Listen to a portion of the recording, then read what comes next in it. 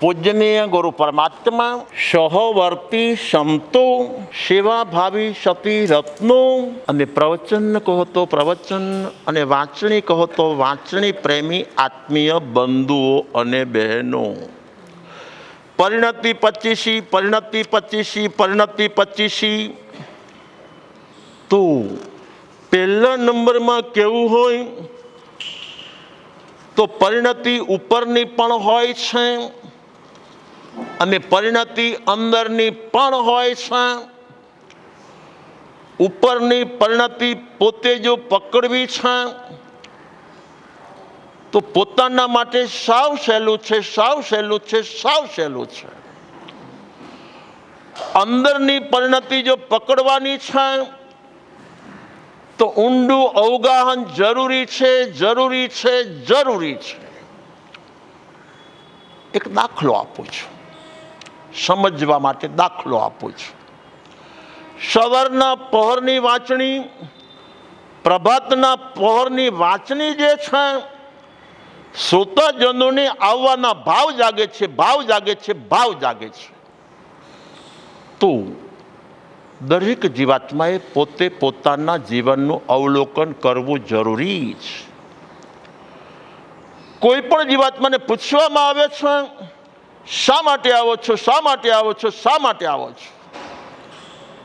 તો જોજો ઉપરના પ્રત્યુત્તર ભિન્ન ભિન્ન હશે.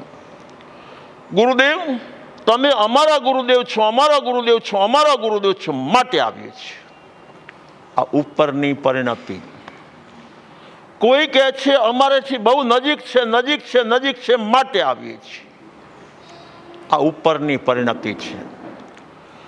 કોક વળી કહે છે કે આખા દિવસમાં કંઈ સત્સંગ સાંભળવા મળતું જ નથી, તો વર્તમાન કાળે સવારના પહોરમાં થોડી નવરાશ હોય છે માટે નિવૃત્તિનો સદુપયોગ કરવા માટે વાંચણી સાંભળવા આવીએ છીએ, આવીએ છીએ, આવીએ છીએ. દરેકના ઉપરના લક્ષ્ય અલગ અલગ હોઈ શકે, દરેકનું એક જ હોય એમ નહીં. પરંતુ હવે ઊંડાણનું લક્ષ્ય શું છે, ઊંડાણનું લક્ષ્ય શું છે, ઊંડાણનું લક્ષ્ય શું છે, એ તો પહેલા નંબરમાં જ્ઞાની હોય એ કહી શકે. બીજા નંબરની અંદર કેવું હોય તો પોતે પોતાનું અવગાહન કરે તો ખ્યાલ પડી કે અંદરનું લક્ષ્ય શું છે, અંદરનું લક્ષ્ય શું છે, અંદરનું લક્ષ્ય શું છે. ઉત્તરાધન સૂત્રો 9મું અધ્યયન, એમાં ઉલ્લેખ મળે છે. ઇન્દ્ર જેવા ઇન્દ્ર આવીને પૂછે જ, નમી રાજર્ષિએ જ્યારે સંસારની તિલાંજલિ આપી છે, સાધુ અવસ્થા સ્વીકારવા માટે તૈયાર થઈ ગયા છે, એ સમયે ઇન્દ્ર જેવા ઇન્દ્ર આવીને પૂછે છે, કિણભો અજ્જ મિહિલાએ, હો ભગવાન, જુઓ તો ખરા, જુઓ તો ખરા, જુઓ તો ખરા. આજે મિથિલા નગરીની અંદર કોલાહલ સંકુલા, ચારે બાજુ કોલાહલ કોલાહલ કોલાહલ થઈ રહ્યો છે. ઇન્દ્ર મહારાજા આવીને નમી રાજર્ષિ, જેને સંસારની તિલાંજલિ આપવાના ભાવ છે અને શોભાયાત્રા ચાલી રહી હશે, એ સમયે નમી રાજર્ષિને ઇન્દ્ર મહારાજા પૂછે છે, નમી રાજર્ષિ પાછળ જુઓ, પાછળ જુઓ, પાછળ જુઓ. આખી મિથિલા નગરીમાં કોલાહલ કોલાહલ કોલાહલ ચાલે છે. તો કોલાહલ બધાને દેખાય છે ભાઈ, બધા આક્રંદ કરે છે, એ બધા નાના મોટા બધા જોઈ શકે છે. સુવેન્તી દારૂના શબ્દ, કોલાહલોકના શબ્દો, દારૂણ આક્રંદ ભરેલા શબ્દો સંભળાય છે, સંભળાય છે, સંભળાય છે. પાસા હે સુગી હે સોય, ઘરે ઘરની અંદર, મહેલે મહેલની અંદર, બંગલે બંગલાની અંદર, જ્યાં જુઓ ત્યાં કોલાહલ કોલાહલ કોલાહલ સંભળાય છે. એકવાર પાછું વળીને જુઓ તો ખરા, જુઓ તો ખરા, જુઓ તો ખરા. તો પ્રશ્ન પૂછનારે પ્રશ્ન પૂછ્યો છે, ઉત્તર આપનારે સીધું બેટિંગ કર્યું છે એમ નથી. આગમકારો લખે છે એ મઠમ નિશામિતા, સમજ્યા? નિશામિતા સારી રીતે સાંભળીને, શાંત ચિત્તે સાંભળીને, રઘવાયા મને નહીં, ઉશ્કેરાટ આવેશને ઉગ્રતાવાળા મને નહીં. નિશામિતા સામેલા જે પ્રશ્ન પૂછી રહ્યા છે એને સારી રીતે શાંત ચિત્તે સાંભળીને પાછો એનો અર્થ અને હેતુને કારણ પ્રેરાઈને એવું કારણ જોઈએ. જોજો આ બંને પરિણતિ છે. હેતુ એ પણ પરિણતિ છે અને કારણ પણ પરિણતિ છે. કારણ આગલી પરિણતિ છે અને હેતુ એ કારણની પાછલી પરિણતિ છે. હેતુનો હેતુ, કારણનું કારણ, કારણના કારણને હેતુ કહેવાય છે. તો સાવ સહેલી ભાષામાં સમજાવવા માટે આ યુવાન ઉચિત ઉંમરમાં આવી ગયો છે, ભણી ગણીને તૈયાર થઈ ગયો છે. મને નોકરી, મને નોકરી, મને નોકરી. નોકરી શોધતા એને પહેલા જ દિવસે નોકરી મળી ગઈ છે. નોકરી શા માટે? નોકરી શા માટે? નોકરી શા માટે?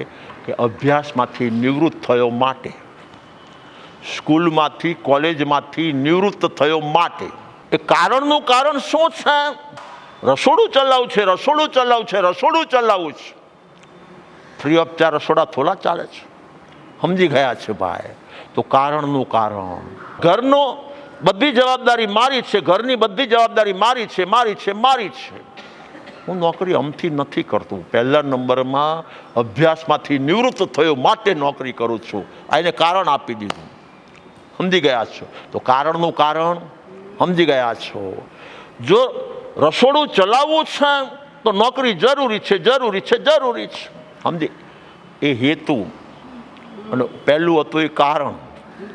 સમજી ગયા છો? કારણના કારણને હેતુ કહેવાય છે. સમજી ગયા છો? તો બંને પરિણતિ થઈ, બંને પરિણતિ. તો હવે તો આ ઘર ચલાવવું છે. જોજો, સાંભળજો. આ ઘર પોતાનું ઘર ચલાવવું છે તો ગામમાં ઘરો તો ઘણા છે, ઘણા છે, ઘણા છે. પરંતુ એ બધા પરાયા, આ એક જ મારું. સમજી ગયા છો? આ એક જ મારું.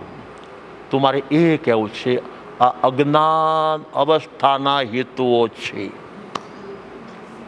શું કામ? જે ચીજ મારી નથી એને આ જીવાત્મા મારી માને છે, મારી માને છે, મારી માને છે. ખ્યાલ પડ્યો? તો પહેલું કારણ હતું કે હું સ્કૂલમાંથી નિવૃત્ત થયો છું, ઉચિત ઉંમરમાં આવ્યો છું માટે નોકરી કરું છું. અને બીજું કારણ પૂછવામાં આવે તો મા બાપને સહકાર આપવા માટે, મા બાપને સહકાર આપવા માટે, મા બાપને સહકાર આપવા માટે, ઘર ચલાવવા માટે, ઘર ચલાવવા માટે, ઘર ચલાવવા માટે. સમજી ગયા છો? તો એવી રીતે અહીંયા એ મઠમ નિશામિતા એવું કારણ જોઈએ. આ બરોબર સાંભળીને જ્યારે પ્રશ્ન કરનાર પ્રશ્ન કરતા હોય ત્યારે જે ઉત્તરદાતા છે એને શાંત ચિત્તે પ્રશ્ન કરનારનો પ્રશ્ન સાંભળવો જરૂરી છે, જરૂરી છે, જરૂરી છે. અને જે જીવાત્મા સાંભળ્યા પહેલા બેટિંગ કરે છે, સમજ્યા પહેલા બેટિંગ કરે છે, પોતાની ઉતાવળ પોતાને નડે. તો એવું કારણ જ જોયું.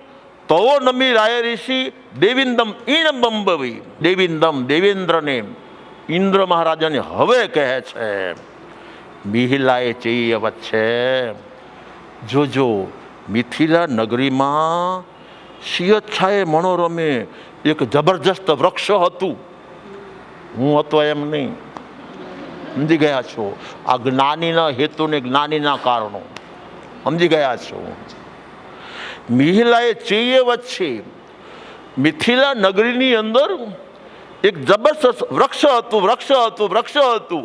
એ પાછું સમાજ લેવલે સિંહચ્છાએ મનોરમે.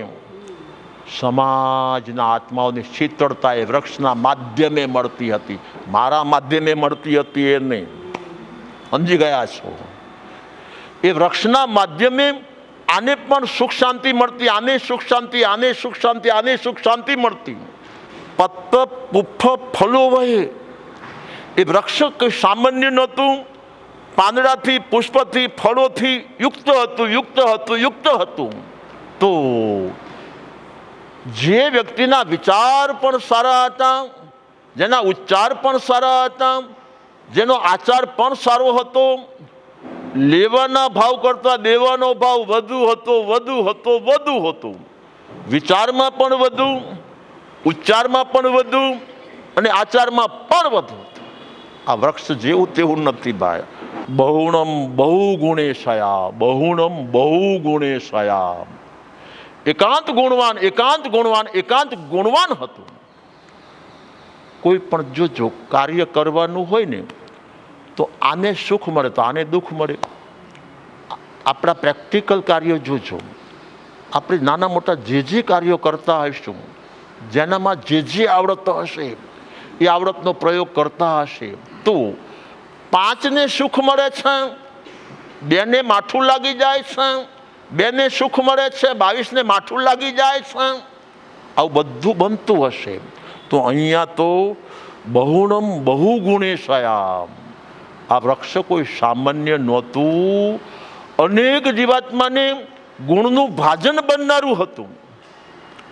મિથિલા નગરીની અંદર નાના રહેતો હોય તો નાના ને મોટા રહેતા હોય તો મોટા, પરિચિત રહેતા હોય તો પરિચિત ને અપરિચિત રહેતા હોય તો અપરિચિત, ધનવાન રહેતા હોય તો ધનવાન અને નિર્ધન રહેતા હોય તો નિર્ધન, બધા માટે અત્યંત ગુણ સંપન્ન હતું, ગુણ સંપન્ન હતું, ગુણ સંપન્ન હતું. તો વાયણ હીર માણમી. એક પવન આવ્યો ને, એક પવનનું ઝોકું આવ્યું ને, પવનની વાતો કરીએ એટલે આપણે બધા વાયુમંડળની જ વાતો કરનાર. સમજી ગયા? વાયરો જોરદાર ફૂંકાણો, જોરદાર ફૂંકાણો, જોરદાર ફૂંકાણો. અહીં જ્ઞાનનો પવન. સમજી ગયા છો? સંસારનું વૃક્ષ ખોલવું છે તો જ્ઞાનની ધારા મળવી જોઈએ, મળવી જોઈએ, મળવી જોઈએ. જ્ઞાનનો પવન ફૂંકાવો જોઈએ, ફૂંકાવો જોઈએ, ફૂંકાવો જોઈએ. જ્ઞાનનું વાવાઝોડું આવવું જોઈએ, આવવું જોઈએ, આવવું જોઈએ. સમજી ગયા છો? વાયણ હીરમ માણમી ચિયમી મનોરમે. એ મનોરમ જે વૃક્ષ હતું મિથિલા નગરીમાંથી નીકળી ગયા. કોણ? નમી રાજર્ષિ. સમજી ગયા? તો દુહ્યા આશરણા હતા. એના માધ્યમે જે જીવાત્માને આને તનનું સુખ મળતું હતું, આને મનનું સુખ મળતું હતું, આને પરિવારનું સુખ મળતું હતું, આને પેઢીનું સુખ મળતું હતું, તો એ મને નથી રોતા, એના દુઃખને રોવે છે. સમજી ગયા છો ભાઈ? તો અંદરથી શું નીકળું? સમજી ગયા છો? તો મારે વાત એ કરવી છે કે નમી રાજર્ષિ જે સંયમને પંથે પધારે છે તો મુझे સંયમ, મુझे સંયમ, મુझे સંયમ. તો જોજો, સંયમ સ્વભાવગત છે, સંસાર વિભાવગત છે. જે જીવાત્માએ સંયમને સમજવો છે, સંયમને સ્વીકારવો છે તો સૌથી પહેલા પડમમ નાણમ આત્મિક સ્વભાવને ઓળખવો જરૂરી છે, જરૂરી છે, જરૂરી છે. તો જ્યાં આત્મિક સ્વભાવનો સદભાવ છે ત્યાં સામાજિક કોઈ પણ ક્રિયા, સામાજિક કોઈ પણ ક્રિયા, દરેક ક્રિયાઓ, બાહ્ય ક્રિયા, વિચારની ક્રિયા હોય તોય ભલે, ઉચ્ચારની ક્રિયા હોય તોય ભલે, આચારની ક્રિયા હોય તોય ભલે, એ દરેક ક્રિયા ઉદયગત છે, ઉદયગત છે, ઉદયગત છે. અને સંયમ જે છે એ આત્મગત છે, આત્મગત છે, આત્મગત છે. તો આને કારણ બહારના ન આપ્યા. મારા માતા મરી ગયા હતા માટે મેં સંસાર છોડ્યો છે, મારા પિતાનો અભાવ હતો માટે મેં સંસાર છોડ્યો છે, મારે ખાવાને માટે અન્ન ન હતું, પીવાને માટે પાણી ન હતું, રહેવાને માટે મકાન ન હતું, પહેરવાને માટે વસ્ત્ર ન હતા, માટે મેં સંસાર છોડ્યો છે. સમજી ગયા છો? તો હામીલે ઉદયની વાતો કરે, આ ઉદયની વાતો કરે છે. તો ઇન્દ્ર મહારાજાએ જે પ્રશ્ન પૂછ્યા છે એ ઉદયગત પૂછ્યા છે, ઉદયગત પૂછ્યા છે, ઉદયગત પૂછ્યા છે.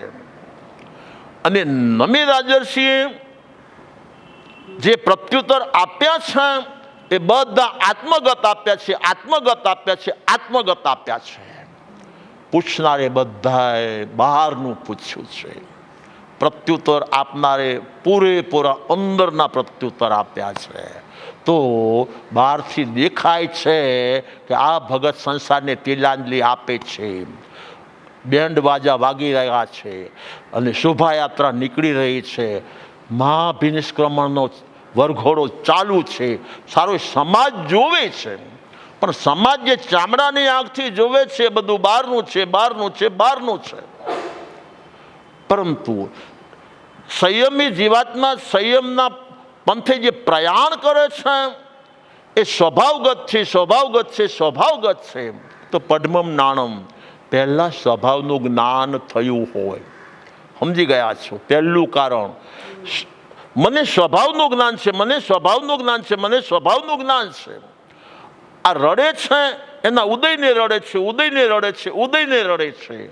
હું જે સ્વયં સ્વીકારું છું એ સ્વભાવ માટે સ્વીકારું છું, સ્વભાવ માટે સ્વીકારું છું, સ્વભાવ માટે સ્વીકારું છું. સમજી ગયા છો? તો અંદરનું કારણ એને પરિણતિ કહેવાય અને કારણના કારણને પણ પરિણતિ કહેવાય છે. આજે મિથિલા નગરી મારી છૂટી જશે. સમજી ગયા છો? આજે મિથિલા નગરી જોનાર જીવાત્મા જોવે છે, મિથિલા નગરી છોડે છે, મિથિલા નગરી છોડે છે, મિથિલા નગરી છોડે છે. પરંતુ સાચો જે આત્મજ્ઞાની આત્મા છે એ જીવાત્મા ઉદયગત ક્રિયાના કરતા હરતા અને સમારતા પણ છોડે છે. ઉદયગત જે ક્રિયા છે, સમજી ગયા છો, એનું કરતા હરતા સમાહરતા પણ અનંતકાળથી આપણા બધાનું ચાલ્યું આવે છે. કર્યું મેં પરનું કરું છું હાજુ, કરીશ પરના કામ. કર્યું મેં પરનું કરું છું હજુ, કરીશ પરના કામ. પરમાં જીયા કરતાની બુદ્ધિ, પરમાં જીયા કરતાની બુદ્ધિ, અનંત ક્રોધ છે નામ. આ છે અરિહંત આગમ સાર, આ છે અરિહંત આગમ સાર. લાગે સંસાર અસાર, આ છે અરિહંત આગમ સાર, આ છે અરિહંત આગમ સાર. જોજો, શિલ્પીને જોવા જેવો હોય છે. શિલ્પીના હાથમાં આવડો મોટો પથ્થર છે તો જીન દર્શન ક્યાં હૈ, જીન દર્શન ક્યાં હૈ, જીન દર્શન ક્યાં હૈ? જીન દર્શન એ શું ચીજ છે? તો કહેવું હોય તો કહી શકાય છે, આવડું મોટું મકાન બાંધવું છે તો ઘણી ઘણી ચીજ વસ્તુઓ લાવવી પડે છે અને એકમાં બીજી વસ્તુઓ ભેળવવી પડે છે, ઉમેરવી પડે છે, નાખવી પડે છે. તો આવડું મોટું બિલ્ડિંગ બની શકે છે.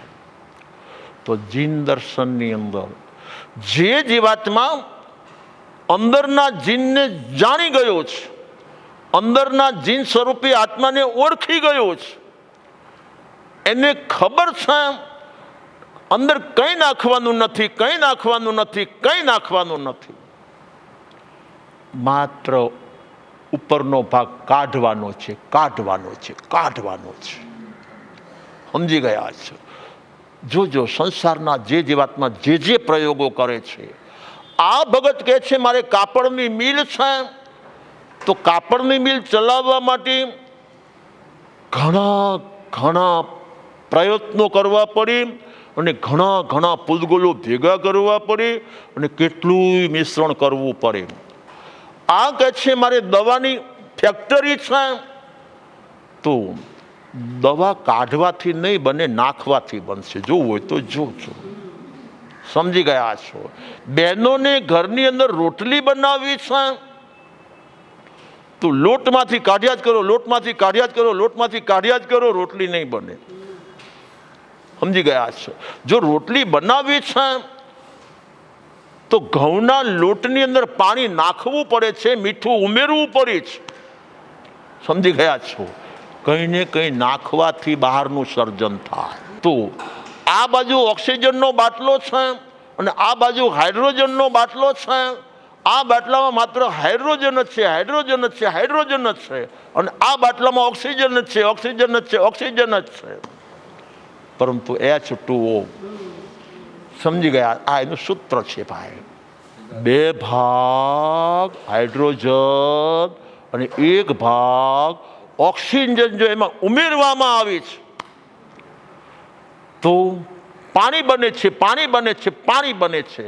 એનો અર્થ એ થાય કે સંસારી ચીજ વસ્તુ નાની હોય કે મોટી હોય, એક હોય કે અનેક હોય, જાજી હોય કે થોડી હોય, પરંતુ એમાં ઉમેરવાથી બને, ઉમેરવાથી બને, ઉમેરવાથી બને છે. અંદર કંઈક મિશ્રણ કરવામાં આવે તો બને છે.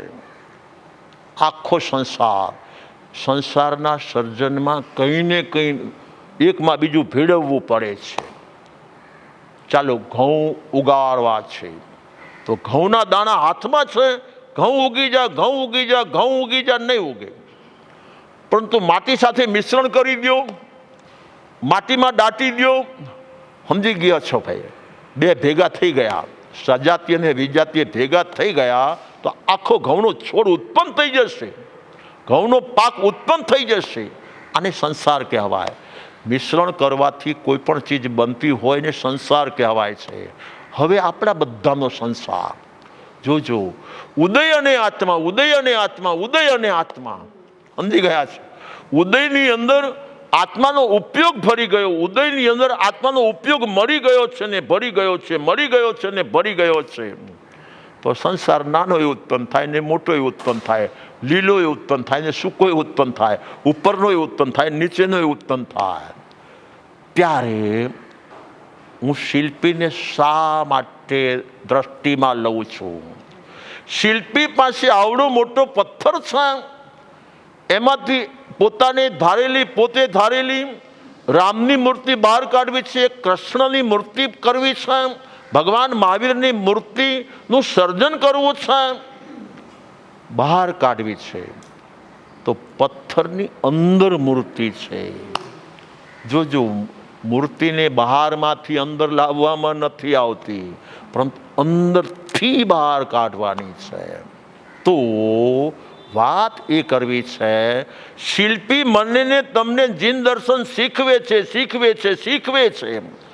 જ્યારથી આ પથ્થર હાથમાં આવ્યો છે ત્યારથી શિલ્પી રોજે રોજ નકામો ભાગ, નકામો ભાગ, નકામો ભાગ, રોજ રોજ થોડો ઘણો, થોડો ઘણો, થોડો ઘણો કાઢતો જ રહે છે, કાઢતો જ રહે છે, કાઢતો જ રહે છે.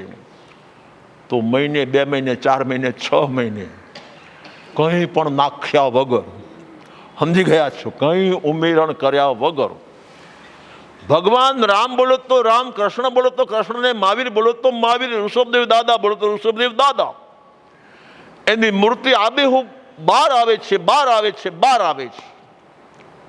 આનું નામ જીન દર્શન કહેવાય. તો અહીંયા દેહરૂપી દેવળ, એની અંદર ભાવિનો ભગવાન ચેતન રાજા, ચેતન મહારાજા, અને ઉપર રહેલા માટીરૂપ રહેલા કર્મો, નક્કામાં ભાગ રૂપે રહેલા કર્મો, નિરઠાણી વચ્ચે આગમકારોએ કહ્યું છે કે જે જીવાત્માએ આત્મિક સુખ જોઈએ છે, જોજો ઓલા શિલ્પી ભલે એ અત્યારે વર્તમાન કાળે કારીગર છે ને કામ કરે છે, પરંતુ એના ભક્તોનો ઓર્ડર આવ્યો છે, એના ભક્તોનો ઓર્ડર આવ્યો છે કે મને રામની મૂર્તિ જોઈએ છે, ભગવાન કૃષ્ણની મૂર્તિ જોઈએ છે, પરમાત્મા મહાવીર સ્વામીની મૂર્તિ જોઈએ છે.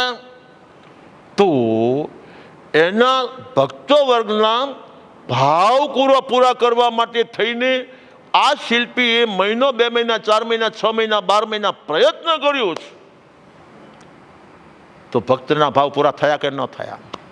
તો એ જ રીતે આ જીવાત્માએ સાધના સ્વીકારવી છે ને સિદ્ધ ગતિ સુધી પહોંચવું છે, તો નિરઠાણીઓ વચ્ચે, નિરઠાણીઓ વચ્ચે, નિરઠાણીઓ વચ્ચે નિરર્થક ભાગ બહાર કાઢી નાખો, નિરર્થક ભાગ બહાર કાઢી નાખો. તો નિરર્થક ભાગ હોય તો કયો છે? તો પહેલા નંબરની અંદર કહેવું હોય ને તો કહી શકાય છે કર્તૃત્વ બુદ્ધિ નિરર્થક ભાગ છે. કામ નાનું હોય કે કામ મોટું હોય, કામ એક હોય કે કામ અનેક હોય, કામ પોતાના ગણાતા હોય તોય ભલે, કામ બીજાના ગણાતા હોય તોય ભલે, પરંતુ એના પ્રત્યેનો જે કર્તૃત્વ ભાવ છે એ નિરર્થક ભાગ છે, નિરર્થક ભાગ છે, નિરર્થક ભાગ છે. તો પહેલા જ ધડાકે સંત મહાત્માના સમાગમે આ ભગત પહેલી જ વાર સંતના સમાગમમાં આવ્યો છે.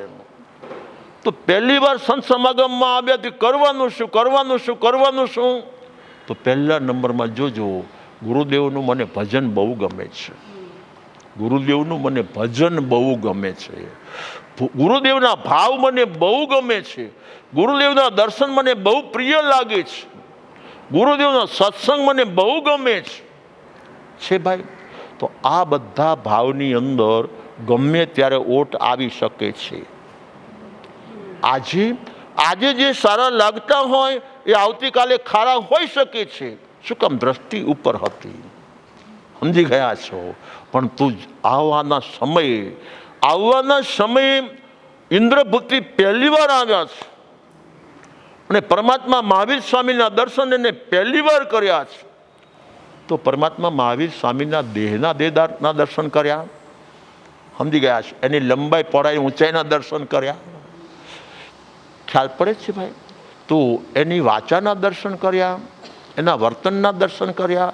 ના, એના ચેતનના દર્શન કર્યા છે. તો ચેતનના દર્શન જે જીવાત્માને કરતા આવડે છે, ઓલા શિલ્પીને ઉપલા પથ્થર સાથે કંઈ લેવા દેવા નથી. પથ્થર નાનો હોય તો ભલે, પથ્થર મોટો હોય તો ભલે, પથ્થર વાંકો હોય તો ભલે, પથ્થર ચૂકો હોય તોય ભલે, પરંતુ અંદર શિલ્પીના હાથમાં જેવો પથ્થર આવે છે ને તરત એની દ્રષ્ટિ અંદર જાય છે, અંદર જાય છે, અંદર જાય છે. અંદર ભગવાન રામની મૂર્તિ છે, ભગવાન શ્રી કૃષ્ણ આબેહૂબ દેખાય છે. મહાવીર બોલો તો મહાવીરના દર્શન અંદર થાય છે, અંદર થાય છે, અંદર થાય છે. હવે એ શિલ્પી કોઈ દી ફરે? જ્યાં સુધી મૂર્તિ બહાર ન નીકળે ત્યાં સુધી શિલ્પી કોઈ દિવસ થાય. એક દિવસ થાય તો એક દિવસ, અઠવાડિયું થાય તો અઠવાડિયું, મહિનો થાય તો મહિનો, 6 મહિના થાય તો 6 મહિના, 6 વર્ષ થાય 6 વર્ષ. ફરી તો ઇન્દ્રભૂતિ પહેલી વાર ભગવાન મહાવીર સ્વામીના દર્શન કરે છે તો એની અંદરનો આત્મા દેખાયો છે. પદ્મમ નાણમ, પદ્મમ નાણમ, પદ્મમ નાણમ. પાછો મહાવીરનો આત્મા દેખાય ક્યારે? જે જીવાત્માને પોતાના આત્માનું દર્શન થતું નથી ત્યાં સુધી મહાવીરના આત્માનું દર્શન કોઈને થતું નથી. મહાવીરના આત્માનું દર્શન ત્યારે જ થાય કે જ્યારે પોતાને જોવે, પોતાના દર્શન પોતે કરે. તો આજનો સમય આવી ગયો છે. એવું કારણો ચોઈયો, એવું કારણો ચોઈયો, એવું કારણો ચોઈયો. તો બાહ્ય કારણ, ઉપલક્ષ્ય કારણ ભિન્ન ભિન્ન હોઈ શકે છે, પરંતુ અંદરનું જે કારણ છે એ ગાઢ અને પ્રગાઢ હોય છે. બધાનો સંસાર જે ચાલે છે ને, બધાનો સંસાર ચાલે છે એ એમને એમ ચાલે છે એમ નથી. આને નોકરી કરવી છે તો વર્તમાન કાળનું કારણ છે કે સ્કૂલમાંથી નિવૃત્ત થયો છું, પાસ થઈ ગયો છું, હવે મારે નોકરી, મને નોકરી પાછી મળી ગઈ છે. સમજી ગયા છો? અને અંદરનું કારણ એને બતાવેલું શું હતું કે ભાઈ ઘર ચલાવવા માટે. અસલી કારણ કેવું હોય ને, અબૂજ આત્મા જાણતો નથી કે આ ઘર મારું છે માટે મારે ચલાવવાનું છે. સમજી ગયા છો? અને ઘર ચલાવવા માટે જે ચીજ વસ્તુઓ પુણ્યના ઉદય મળી જાય એ બધી મારી છે, બધી મારી છે, બધી મારી છે. સમજી ગયા છો? તો છેલ્લો હેતુ કયો આવ્યો? છેલ્લો હેતુ તો પરમાં પોતાપણું. તો હવે એને નોકરી કરવી હોય તો નોકરી કરે, ધંધો કરવો હોય તો ધંધો કરે. સંસાર વધવાનો છે. તો ટૂંકો ને સહેલું ને સરળ, જે જીવાત્મા ચેતનલક્ષી કારણ, અને ચેતનલક્ષી હેતુ બનાવશે આત્મા આ ભવ અને પરભવ ભવો ભવ સુખ.